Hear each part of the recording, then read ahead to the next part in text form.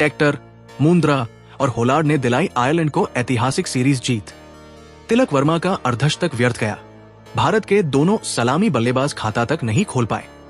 Ireland 154 पर 8, Harry Tector 53, कैलिज 37, Prince 3 से 22 ने भारत 153 पर 9, तिलक 55, हर्षित 21, मुंद्रा 3 से 22, होलार्ड 3 से 26 को 1 रन से हराया।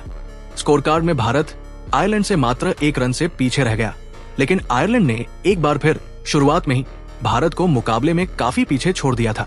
लेकिन तिलक वर्मा के अर्धशतक और अंतिम ओवरों में हर्षित राणा ने अपने बल्ले से मैच में भारत को बरकरार रखा था। अंतिम 2 गेंदों पर भारत को 8 रनों की दरकार थी और राणा क्रीज पर थे। उन्हें फुल टॉस गेंद मिली और छोटी बाउंड्री लॉन्ग ऑन की ओर गेंद हवा में भी गई, लेकिन संपर्क अच्छा नहीं हुआ और गेंद सीधा फील्डर के पास चली गई। अंतिम गेंद पर भारत को 8 रनों की दरकार थी और अपने T20I डेब्यू पर प्रिंस यादव ने पहली ही गेंद पर छक्का लगाया और भारत की छोटे अंतर से हार ने 1 रन से पीछे रह जाने की कसक को और बड़ा कर दिया। आयरलैंड ने भारत को हराते हुए सीरीज को 2-0 से अपने नाम तो किया ही, साथ ही भारत की लगातार 16 सीरीज जीत का सिलसिला भी तोड़ दिया। आयरलैंड की इस जीत के हीरे हैरी टेक्टर, जय मुंद्रा और मैथ्यू होलार्ड बने।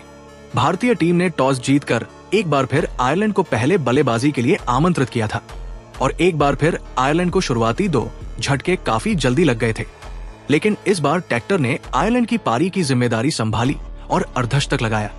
वहीं बेन कैलिज ने भी 23 गेंदों पर 37 रनों की पारी खेली।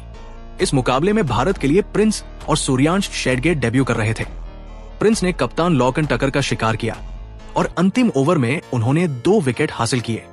मुकाबले का अंत भी प्रिंस के बड़े शॉट के साथ ही हुआ, लेकिन इन 2 ओवरों के बीच भारतीय बल्लेबाजी को काफी कठिनाई का सामना करना पड़ा। 155 के लक्ष्य का पीछे करने उतरे भारत को पहली ही गेंद पर मुंद्रा ने संजू सैमसन को पगबाधा कर दिया।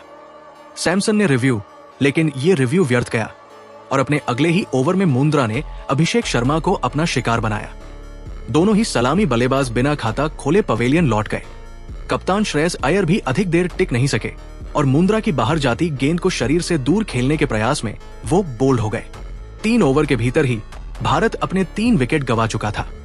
हालांकि भारत को ईशान किशन के रूप में एक और बड़ा झटका भी पावर प्ले के भीतर ही लगा, जो कि काफी दुर्भाग्यपूर्ण डिसमिसल रहा। किशन दूसरे छोर से रन के लिए दौड़ पड़े, जबकि गेंद सीधा बैकवर्ड पॉइंट के हाथ में गई थी। तिलक ने उन्हें मना भी किया, लेकिन किशन के पास लौटने के लिए पर्याप्त समय नहीं बचा था।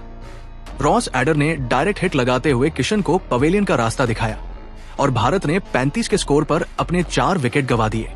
यहां से तिलक और अक्षर के बीच साझेदारी पनपी हुई और बीच में थोड़ी देर के लिए खेल बारिश के चलते भी प्रभावित हुआ, लेकिन 12वें ओवर में होलार्ड ने उन्हें अपना शिकार बना लिया। उस समय भारत का स्कोर मात्र 74 रन ही था। इसके बाद शिवम दुबे और तिलक ने मिलकर भारत की पारी को संभालना शुरू किया।